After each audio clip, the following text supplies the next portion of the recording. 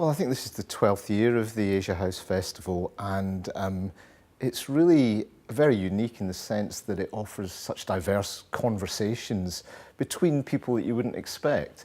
It's just gone from strength to strength, and it was an honour to be asked to be part of it, to be honest. Well, Calcutta is a unique place. It's a city that was actually founded by the British. It's younger than a lot of cities in the New World. It's younger than New York or Boston. But it's a very different city from anywhere else. It has that British influence mixed with that Indian influence, which you don't find anywhere else. And it was a city that's played a dramatic role not only in India's history, but in British history as well. So for me, it seemed the natural choice of location for the stories that I wanted to tell. So Smoke and Ashes is set in 1921. It's the third in the Wyndham and Banerjee series. And it is set during Gandhi's first non-cooperation movement. So at the beginning of 1921, Gandhi said, if you give me non-violent non-cooperation, I will give you independence by the end of the year. So the book is actually set in December of that year, so we've had 12 months of this. And it was a bit like the miners' strike, I would imagine. It was a war of attrition between the governing parties, being the British, and the mass of the Indian movement. And there was a lot of hardship on both sides. And into that environment, the British government sent the Prince of Wales to arrive in Calcutta on Christmas Day. You can't even make that up. So that just seemed to me to be the ideal setting and time for my book. And what we see Wyndham and Banerjee on the trail of a serial killer that only Wyndham knows about, because he finds the first crime in a place where he shouldn't be. So he can't tell anybody about it. So that's the backdrop to Smoke and Ashes. I've got so much advice. How long have you got? There's a couple of things I would say. I think the first thing I would say is that you need to have a bit of discipline.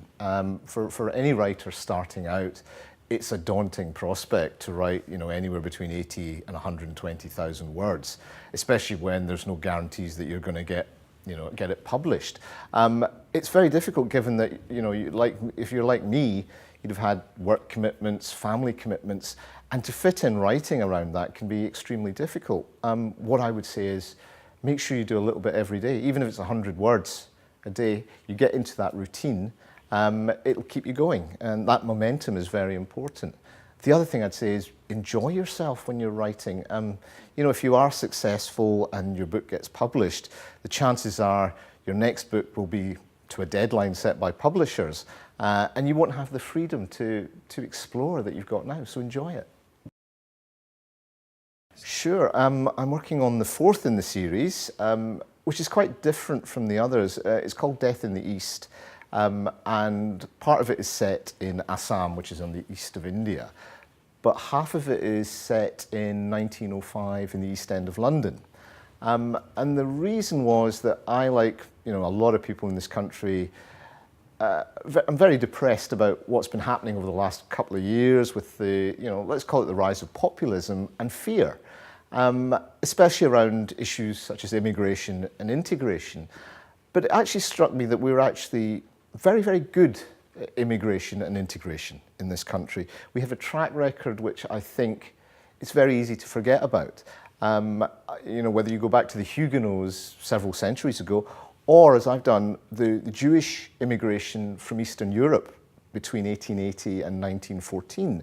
All these people, hundreds of thousands of Jews, were fleeing persecution in Eastern Europe, and they found a home in Britain. And the same questions that are being asked of Muslims today were being asked by the same newspapers of Jews at that time. And what struck me is that the Jewish community today, 100 years on, is completely integrated. If you set aside what's been happening with the Labour Party recently, which I think is more ideologically driven rather than racially driven, the Jews have their own identity, but they are British.